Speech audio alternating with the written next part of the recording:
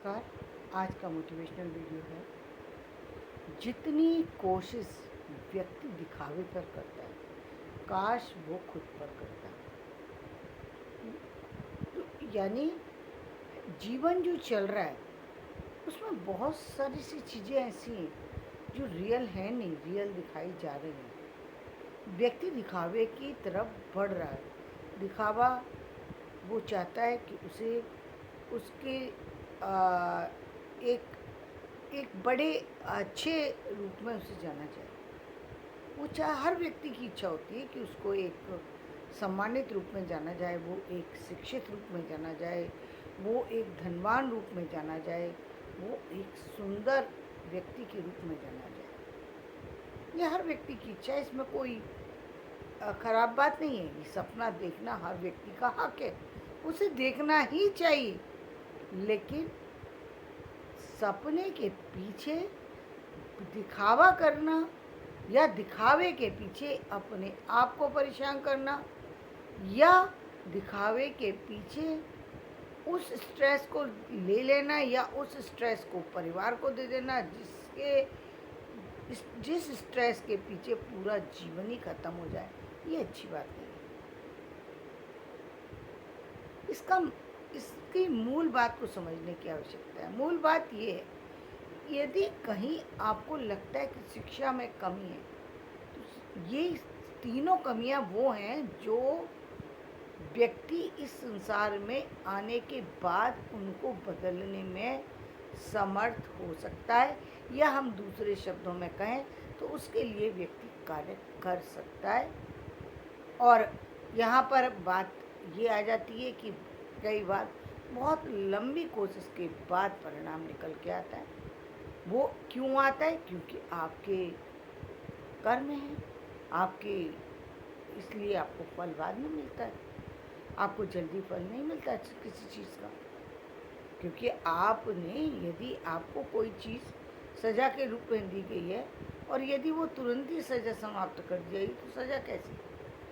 यानी वो टाइम कभी आप सोच के देखिए, जब आप एक बच्चे को सज़ा दे रहे होते हैं और कई बार बच्चा आपको लग रहा है कि आपको तकलीफ़ हो रही है कि बच्चे को मैंने 10 मिनट से खड़ा कर रखा है, लेकिन फिर भी आप उसको खड़ा रखते हैं। क्यों? ताकि उस बच्चे को एहसास हो जाए कि मुझे गलती की सज़ा मिली। और जब वो सज़ा के बाद जब वो वापस आता है ना, वो खुद से यदि वो रियलाइज़ कर गया तो वो सॉरी बोलता है। और यदि आपने सज़ा दी और तुरंत उसको माफ़ कर दिया तो क्या होता है, बच्चा उस चीज़ को रियलाइज़ भी नहीं करता और उसको कई बार लगता है कि ये लोग तो ऐसे ही मजाक करते रहते हैं साथ, तो वो उस चीज़ को सीरियस लेता ही नहीं। वो बड़ी से बड़ी गलती करता चला जाता है और उसको लगता है कि मेरी गलती ही नहीं थी। ये बहुत बड़ा धोखा है, जिसके कारण से आगे चल के उसको तकलीफ़ होगी। आज तो पेरेंट्स ने ये सोच कर के उसे छोड़ दिया कि बच्चा छोटा है, लेकिन हमेशा तो छोटा रहने वाला नहीं है। यदि छोटेपन में ही उस चीज़ को रोक दिया जाए तो बड़ेपन में वो गलती करेगा ही नहीं। उसके जीवन में वो गलतियाँ नहीं होंगी, लेकिन रोकने का तरीका वो नहीं होना चाहिए कि उसे पीट रहे हैं, उसे मार रहे हैं, उसे कहीं जाने से रोक रहे हैं, वो नहीं होना चाहिए। बच्चों को रोकने का तरीका क्या है? उसको दूसरी चीज़ में एंगेज कर दिया जाए। अब यदि आप बाहर जाने से रोकना चाहते हैं, निश्चित रूप से उसको कोई ऐसी काम में या ऐसे गेम में बिजी कर दिया जाए, किसी दूसरे भी गेम में बिजी कर दी जाए। किसी व्यक्ति के पास जाने से रोकना चाहते हैं, किसी बच्चे के साथ खेलने से मना करना चाहते हैं, बजाय उसको उल्टी सीधी बातें समझाने के आप उसको किसी काम में लगा दीजिए। वो काम में लग जाएगा, अपने आप नहीं जाएगा। तो तरीका आपको अपने तरीके बदलने की ज़रूरत है। ये ज़रूरत नहीं है कि बच्चे को बार बार ना किया जाए। ना कहना ज़रूरी नहीं है, लेकिन रोकना तो आपको पड़ेगा। यदि आपको सही लग रहा है तभी आप जाने देंगे। आपको लग रहा है कि सही नहीं है व्यक्ति, परिणाम गलत निकल सकता है इससे, तो निश्चित रूप से पेरेंट्स को रोकना पड़ता है बहुत बार। या उनको लग रहा है कि व्यक्ति भी सही है, बच्चा भी ठीक है, लेकिन इसका टाइम खराब हो जाएगा, तो भी वो रोकते हैं। बच्चे को ज्ञान नहीं है, लेकिन पेरेंट्स को ज्ञान है, तो बच्चे का टाइम खराब होगा। यदि बच्चे ने आज सिंसियरिटी से स्टडी नहीं की, आज यदि वो खेलता रह गया तो फिर वो कल भी खेलने की जिद करेगा। हर दिन उसकी गलती बढ़ती चली जाएगी और फिर वो नहीं संभाल पाएंगे। तो वहाँ पर काम करने की ज़रूरत है, वो उस पर काम कर सकते हैं, उसको शिक्षा से जोड़ सकते हैं, उस और खुद पर शिक्षा के लिए काम कर सकते हैं। यदि शिक्षा अधूरी है या शिक्षा मिली ही नहीं है तो आप उस पर शिक्षा के लिए काम कर सकते हैं। हो सकता है कि आपकी एज इतनी हो चुकी हो कि जहाँ पर आपकी वो शिक्षा शायद आपके जीवन में काम ना आए। जैसा कि मैं अभी देख रही थी एक वीडियो जिसमें 95 ईयर्स की एक लेडीज़ ने 95% मार्क्स लिए हैं किसी सब्जेक्ट में, यानी वो उस एज में जाकर एग्ज़ाम दे रही है। एग्ज़ाम देने की का कोई लाभ अब उसको नहीं मिलेगा, लेकिन इस बात की खुशी उसको मरते समय ज़रूर होगी कि मैं पढ़ी लिखी संसार में आई और मैंने संसार में आने के बाद मैं शिक्षित होकर इस संसार से जा रही हूँ। पता नहीं किस परिवार में जन्म लिया था, कहाँ परिस्थितियाँ थी, क्या चीज़ ऐसी थी जिसके कारण से वो अपने आप को अधूरा मानती थी और उसने उस चीज़ को पूरा कर लिया। क्या गलत किया?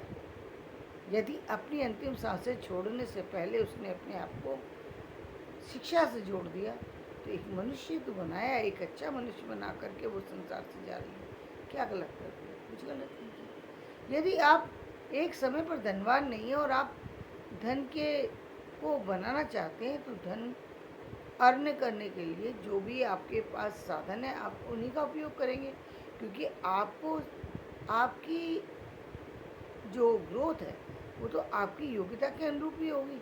ऐसा तो है नहीं कि मैंने कह दिया कि आपको प्रोफेसर बनना चाहिए और आप उन्हें प्रोफेसर के लिए अप्लाई किया और हो जाएगी, क्योंकि हर पद के लिए कुछ निश्चित रिक्वायरमेंट हैं, कुछ निश्चित चीज़ें हैं, उनको तो कंप्लीट करना पड़ेगा, चाहे आप करें या कोई और करे या मैं खुद करूं।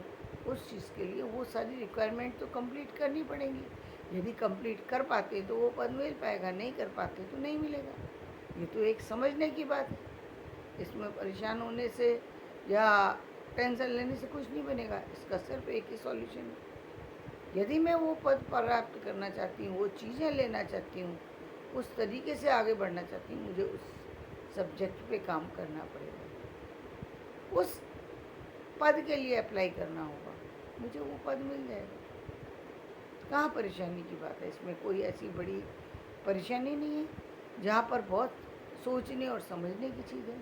जब हम सुंदरता की बात करते हैं तो सुंदरता दो तरह की सुंदरता है। एक सुंदरता वो है जो सिर्फ बाहर की सुंदरता है, जो कि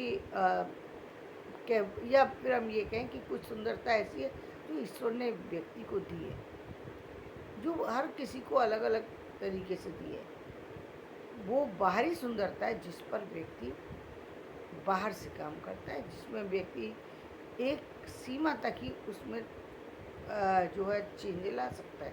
एक सीमा तक हो सकता है कि आप अपने रंग को कुछ साफ करने में सफल हो जाएं, अपने अपने कुछ जो पहनावे को चेंज करने में सफल हो जाएं, वो आप कर सकते हैं, वो आपको करना भी चाहिए, क्योंकि वो इस समाज की डिमांड है। तो आपको बाहरी में चेंज कर सकते हैं, इतना भर कर सकते हैं, लेकिन आंतरिक रूप से आप बहुत सारे चेंज ला सकते हैं, बहुत सारे चेंज ला सकते हैं आपके परिवार में। आपको लगता है कि आपके परिवार में सब लोगों का स्वभाव अच्छा नहीं है, पीढ़ी दर पीढ़ी लोग लड़ते झगड़ते चले आ रहे हैं, चीज़ें करते चले आ रहे हैं, आप में भी वही चीज़ें आ चुकी हैं। आप भी वैसे ही हैं, वैसे ही व्यवहार करते हैं जो सही नहीं है। आपको एक निश्चित समय के बाद पता लगता है कि आपका व्यवहार समाज में रहने लायक नहीं है। आपको वो चीज़ें कहीं कहीं ना कहीं मिसिंग है, जो एक सभ्य व्यक्ति के अंदर होनी चाहिए, वो चीज़ें कहीं ना कहीं छूट गई हैं। वो है ही नहीं, छूट नहीं गई, वो है ही नहीं, उनका कहीं जन्म ही नहीं हुआ। न बोलने का तरीका है, न रहन सहन का तरीका है, ना और किसी तरीके का तरीका है। तो वहाँ पर आपको काम करने की ज़रूरत है। कैसा काम करने की ज़रूरत है? यदि आपको लगता है कि आपके अंदर व्यवहार में यदि आपको लगता है कि आप दूसरों के से सिर्फ ईर्ष्या करते हैं, काम नहीं करते, आप अपने ग्रोथ के लिए काम नहीं कर रहे हैं, सिर्फ इस बात के लिए काम कर रहे हैं, सिर्फ इस बात से परेशान है सामने वाले के पास गाड़ी क्यों है, सामने वाले के पास मकान क्यों है, सामने वाले के पास पैसा क्यों है। वो पैसा भी आपको नहीं मिलेगा, वो गाड़ी भी आपको नहीं मिलेगी, वो सामान भी आपको नहीं मिलेगा। हाँ, कुछ मिल सकता है तो आपको टेंशन मिल जाएगी। ठीक इसके विपरीत आपके पास गाड़ी भी आ सकती है, वो सम्मान भी आ सकता है और वो पैसा भी आ सकता है।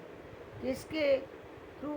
आपकी मेहनत के थ्रू, आपके काम के थ्रू, आपकी योग्यता बढ़ाने के बदले में।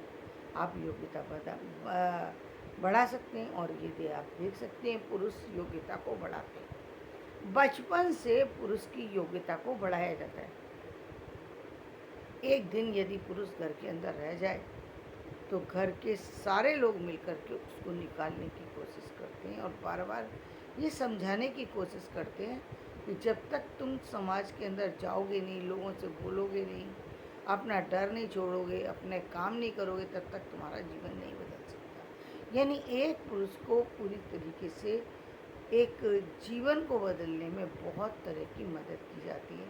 वो बहुत बार फेलियर को प्राप्त करता है, बहुत बार उसे फेलियर मिलता है, लेकिन पूरा परिवार उस फेलियर के साथ में खड़ा होता है।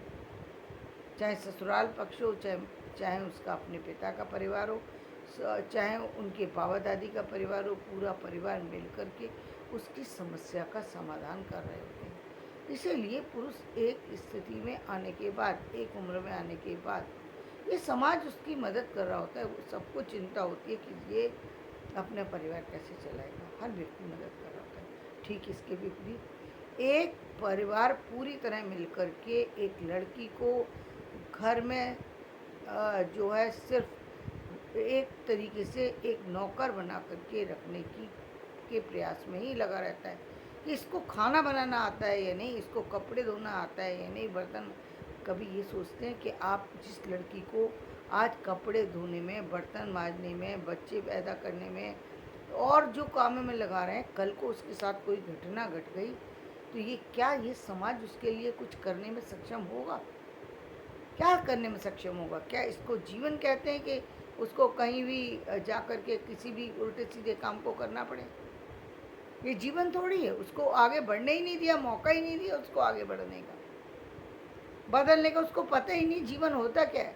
उसको तो यही लग रहा है, जितना भाई यदि घर की बड़ी महिला की बात करें तो उनको, वो खुद नहीं पढ़ी लिखी तो उनको क्या पता कि जीवन में पढ़ाई का महत्व क्या है। वो खुद ही शिक्षित नहीं है तो वो क्या समझेंगे। उनके लिए तो उन्होंने भी अपनी घर में अपनी माँ को काम करते हुए देखा था, माँ ने भी अपनी माँ को काम करते देखा था, माँ की नानी भी काम करती थी, दादी भी काम करती थी। घर में महिलाओं ने सिर्फ यही देखा कि एक महिला दूसरे की बात सुनती है, लोगों से दबती है, लोगों से के घर के सारे काम करती है, तभी उसका जीवन चलता है। और वो इसी सीख पर आगे भी काम कर रही है। उनको नहीं, वो इस बात के लिए कभी तैयार ही नहीं होती कि यदि जीवन में कोई समस्या आ जाए तो उसका समाधान कैसे होगा। कभी वो हमेशा यही चाहती हैं, मुझे कहीं से मिल जाए, कहीं से मिल जाए मुझे, चाहे पिता से मिल जाए, चाहे पति से मिल जाए, नानी से मिल जाए, दादी से मिल जाए, ससुराल से मिल जाए, कहीं से भी मिल जाए, बस मिल जाए। लेकिन ये मिलना और ना मिलना उनको नहीं मालूम। ये ज़िंदगी का कोई भी इससे कोई लाभ नहीं है। पहली बात तो वो मिलेगा नहीं। यदि मिल भी गया तो क्या गारंटी है वो आपके पास रहेगा। हो सकता है आपका बेटा आपसे होशियार हो, वो छीन ले कल को, आपकी बहू आपसे होशियार हो, वो छीन ले आपसे, ये समाज आपसे ज़्यादा होशियार हो, वो छीन ले। कितने सारे लोग हैं जो कितने सारे लोगों की ज़मीन छीन लेते हैं, कितनी लोगों की चीज़ें क्यों छीन जा रही हैं? क्योंकि खुद को तो पता ही नहीं है ना कि क्या चीज़ है, कहाँ से लेना है, कहाँ पर देना है, क्या बात करनी है, कुछ पता ही नहीं है तो कैसे चीज़ को संभाला जाए। वो तो तब पता लगता है जब पुरुष बाहर निकलता है, 10 बार 10 खरीदता है, 10 बार हानि झेलता है, तब उसको पता होता है कि कहाँ कितनी बात करनी है, कितनी नहीं करनी। जब आप बाहर ही नहीं निकले, जब पढ़े लिखे नहीं, जब आपको कोई भी आके कुछ भी कह देगा, आप तो उसी को मानेंगे और वही करेंगे और वही करते भी हैं। स्थिति ये है कि यदि परिस्थिति आ जाए तो 10 रुपये भी हाथ में नहीं होते और कई बार बच्चों का जीवन भी बर्बाद करती हैं महिलाएं और अपना तो जीवन उनका बर्बाद होता ही होता है। हर तरीके की आर्थिक स्थिति का सामना जो करना पड़ता है, क्या ये समाज आकर के उस आर्थिक स्थिति का मदद करने के लिए तैयार होता है? माँ बाप तक नहीं होते तो वो कैसे होगा? समाज क्यों करेगा? आपके वो दादा दादी, आपके वो ससुराल वाले, क्या वो सहयोग देने के लिए तैयार होते हैं? तब वो कहते हैं इसका हक कहाँ है यहाँ पर, ये तो हक ही नहीं था भाई। अब इसने तो 6 महीने ही शादी हुई है, 15 दिन ही शादी हुई है, लड़की तो विधवा हो गई, इसका हक ही कहाँ बना इस पर? कल तक तो आप उसको पूरे घर की जिम्मेदारी दे रहे थे, पूरा घर एक तरफ और एक लड़की एक तरफ। तो कल तक तो वो इतनी बड़ी, इतनी मैच्योर हो गई कि पूरे परिवार की जिम्मेदारी संभाल सकती है। और आज 10 दिन बाद जब उसका पति खत्म हो गया तो वो इस लायक भी नहीं बची कि कोई उसकी मदद के लिए आए। अब उसको उस घर का कुछ कोई व्यक्ति कुछ मानने के लिए तैयार नहीं है। कहते हैं घर में है कहाँ इसका हिस्सा जो हम दे दें। 15 दिन तो इसकी शादी को हुए, ये तो इतनी इतनी अशुभ है, किसने ऐसा कर दिया? ठीक इसके विपरीत यदि 15 दिन बाद ही या ठीक उसी दिन शादी के दिन ही लड़की खत्म हो जाए, लड़का नहीं लड़की खत्म हो जाए, तो क्या कहते हैं? भगवान क्या, ये भी क्या हुआ भगवान, पता नहीं कैसे उसकी डेथ हो गई, अब भाई आप दोबारा शादी कर दो और क्या करो? मतलब एक लड़के को कहीं ना कहीं ये समझाया जाता है कि तुम्हारे ऊपर बहुत बड़ी विपदा पड़ी है, तुम या ससुराल वालों का पक्ष है, उनके ऊपर बहुत बड़ी विपदा आ गई क्योंकि उनके घर की बहू चली गई, तो इस लड़के की कहीं ना कहीं तो दूसरी शादी करनी चाहिए क्योंकि लड़के पे बहुत बुरा असर पड़ेगा। उसके बुरे होने का उसके दिमाग पर कोई असर ना पड़े, उसके साथ कोई हादसा ना हो जाए, इस बात की चिंता हो। या कई बार हमने देखा है कि कुछ और तरीके की स्थितियाँ हो जाती हैं, तो उस लड़के को बचाने की सोच रहे होते हैं, उसको आगे बढ़ाने की सोच रहे होते हैं। तो ये, और जबकि ये जानते हैं कि ये एक लड़के की ज़िंदगी वो हर तरीके से चला सकता है, मजदूरी करके भी चला सकता है और कहीं जॉब करके भी चला सकता है। पहली बात तो वो किसी भी तरीके की जॉब करने में सक्षम है, किसी तरह के भी लोगों से निकलने में सक्षम है। और सच तो ये है कि यदि थोड़ा ध्यान दे तो उसके साथ ऐसी विपदाएं आती भी नहीं हैं। जीवन में ऐसी विपदाएं नहीं आती। विपदाएं किन लड़कों के साथ आती हैं, किन लड़कियों के साथ आती हैं?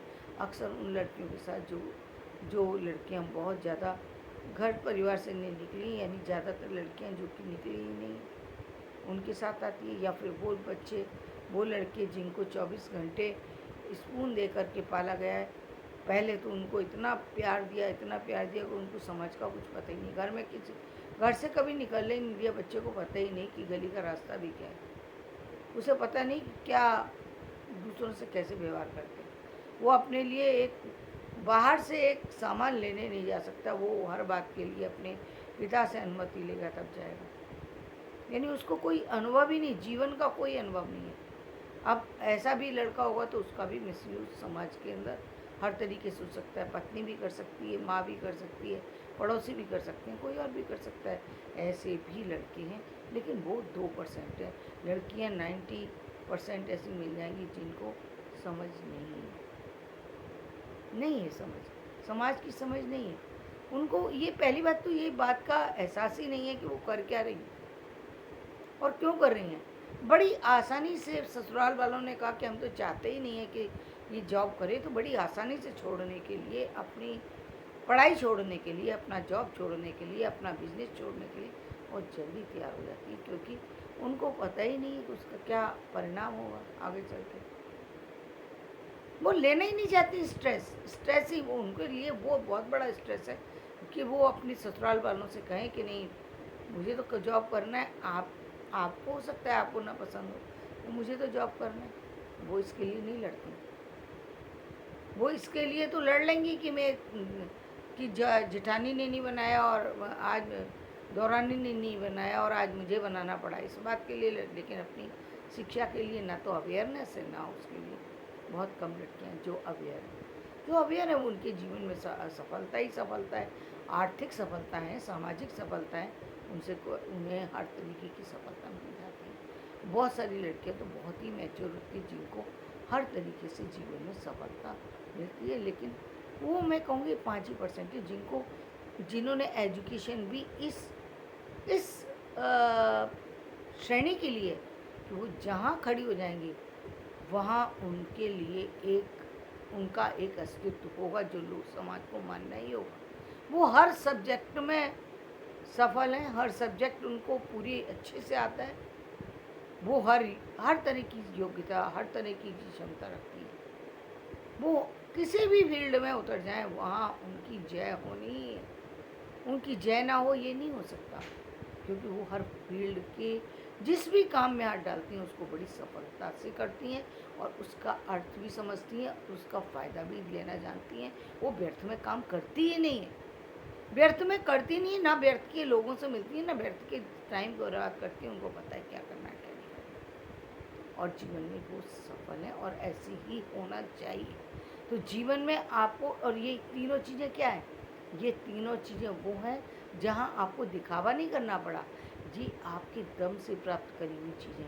यदि आपने धन को अपने दम से प्राप्त किया, अपनी ताकत को बढ़ाया, यानी अपनी सुंदरता, ये एक्चुअल ब्यूटी है कि आपने आपके अंदर की ताकत पैदा हो। जिसके अंदर की ताकत पैदा हो, बाहरी ताकत फिर वो काम भी नहीं करती, लेकिन बाहरी व्यक्ति फिर सुंदर हो ही जाता है, क्योंकि अंदर से सुंदर है तो बाहर से नेगेटिव जितनी भी चीज़ें वो उसको भी संभालने में समर्थवान हो ही जाता है। बल्कि सच तो ये है कि उस तरफ जाता ही नहीं ध्यान व्यक्ति का, उस तरफ तो व्यक्ति का ध्यान ही नहीं जाता। जब व्यक्ति इतना उसके बोलने में इतना आकर्षण है, उसके ज्ञान में इतना आकर्षण है, उसकी योग्यता में इतना आकर्षण है, फिर ध्यान कहाँ जाता है उस तरफ कि ये क्या है और क्या नहीं है, और जाना भी नहीं चाहिए, क्योंकि उसकी सारी वो चीज़ तो ख़त्म हो।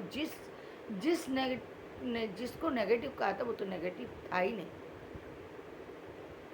वो तो संपूर्णता का एक कलश था, यानी अमृत का एक कलश है जो किसी किसी को नसीब होता है। और जीवन में यदि ऐसी किसी कोई कन्या किसी के भी घर पहुंचती है, निश्चित रूप से उसका स्वागत किया जाना चाहिए। उसको ईश्वर ये साक्षात लक्ष्मी मान करके ही उसका परिवार में सम्मानित किया जाना बहुत जरूरी है। ये दोनों कुलों का नाम ही नहीं करेगी, ये आपके वंश को बढ़ाने वाली वो नारी है जिससे जीवन बनेगा। आप चाहें तो इसे बर्बाद कर सकते हैं, वो आपकी इच्छा है। आप अपने लड़के को बर्बाद कर सकते हैं, परिवार को बर्बाद कर सकते हैं, अपने बच्चों को बर्बाद कर सकते हैं, वो आपकी इच्छा है। लेकिन सच में तो इसी तरह की स्त्री यदि है तो वो आपके वंश की कीर्ति का एक प्रतीक है। और एक स्त्री यदि ऐसी है तो और अन्य स्त्रियां भी अच्छी हो जाएंगी। जो समझदार और शिक्षित लड़की हैं वो बोलने में भी अच्छी होती हैं, वो व्यवहार में भी अच्छी होती हैं, दोनों तरह से अच्छी होती हैं। केवल एक ही चीज़ में अच्छी नहीं होती हैं कि केवल बोलने में कुछ भी बोल दिया, नहीं, वो नहीं बोलती हैं कुछ भी। उनको मालूम है बड़ों से कैसे तहजीब से और तमीज़ से बात करनी है। वो नहीं करेंगी आपके साथ, वो तभी करेंगी जब आप उनको मौका देंगे। तो मौका मत दीजिए उन चीज़ों को, उनका रेस्पेक्ट कीजिए, उनको सम्मानित कीजिए। धन्यवाद।